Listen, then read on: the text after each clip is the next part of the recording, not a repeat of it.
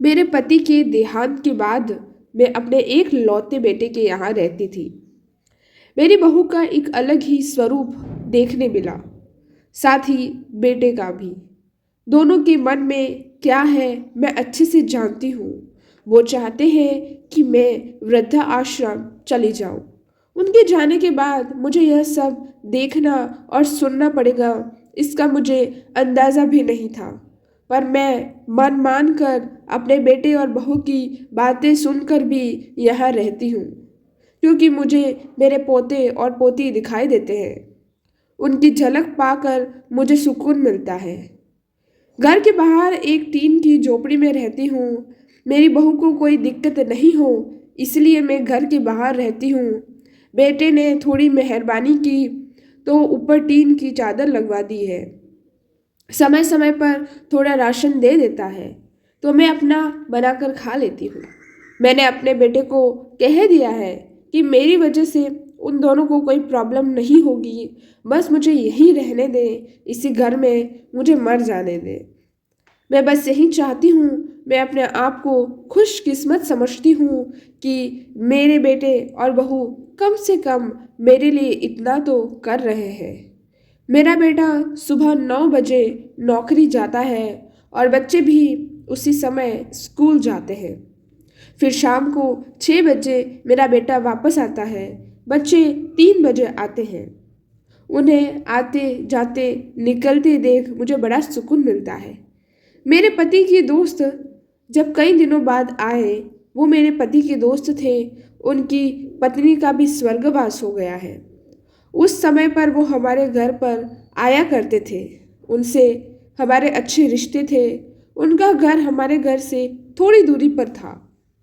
पैरों में समस्या हो गई थी, ठीक से चला भी नहीं जाता था। वह बड़े दिनों बाद मेरे यहाँ आए थे। मुझे उन्हें देखकर अच्छा लगा। उनका हाल भी मेरी तरह ही था। बच्चे अब उनसे भी परेशान थे।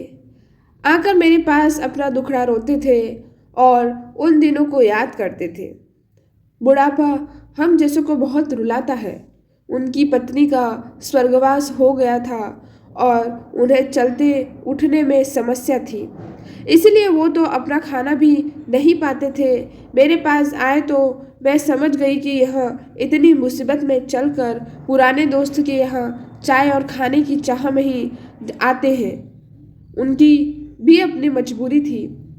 वो आए तो मैंने उनके लिए खाना बनाया और उन्हें खिलाया। मना कर रहे थे नहीं खाना, लेकिन मुझे पता था कि उनको भूख लगी है। बहू ने खाना दिया नहीं। मेरी बहू ने मुझे और उन्हें खाना खाते देख लिया। वो कुछ भी ना बोली। ऐसे ही वो यहाँ 2-3 बार आई। जब भी वो आते मैं उन्हें खाना खिलाती। फिर उनके जाने के बाद जब मेरा बेटा आया तो बहू कहती है कि तुम्हारी माँ कितनी बेशर्म है, पता नहीं किस किस को आजकल बुलाकर खाना खिला रही है। बड़ी मुश्किल से कमाया जाता है और यह लुटाने में लगी है। इनका राशन बंद करो, कुछ दिन भूखी रहेंगी तो अक्ल ठिकाने आ जाएगी।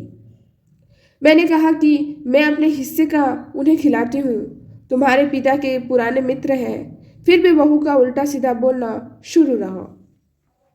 घर के बाहर रहकर इनको आज़ादी मिल गई है, पता नहीं क्या क्या करती हैं। बेटा भी बोला कि कुछ दिन भूखा ही रहने दो इन्हें। मुझे मेरे बेटे ने घर के पीछे सीढ़ी के पास ले जाकर बिठा दिया। कहा कि अब यहीं बैठो। मेरे तो अब आंसू भी सूख गए थे। अगले दिन मुझे खाना नहीं मिला। मेरे टीन के उस छोटे से कमरे को बहू ने तोड़ दिया। तब मुझे लगा कि अब मैं गलत कर रही हूँ।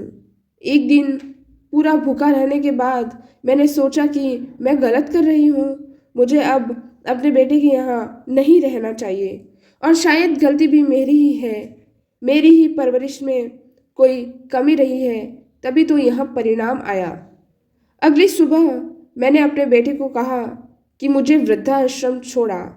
अब मैं तुम दोनों को ज़्यादा परेशान नहीं करना चाहती। बहू ने कहा एक दिन भूखी रही तो अक्ल ठिकाने आ गई ना। बेटे ने चेहरे पर भी अजीब सी खुशी थी। जल्दी से तैयार हो गया मुझे छोड़ने के लिए।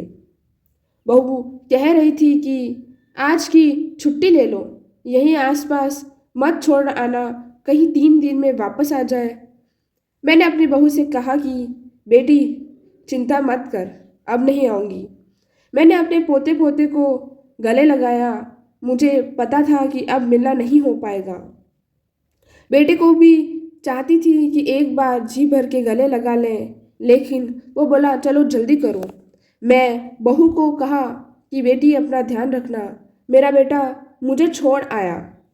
वहाँ आकर मैंने देखा कि मेरी तरह कई हैं, थोड़े दिन उदास रहते फिर सच को स्वीकार कर लेते हैं।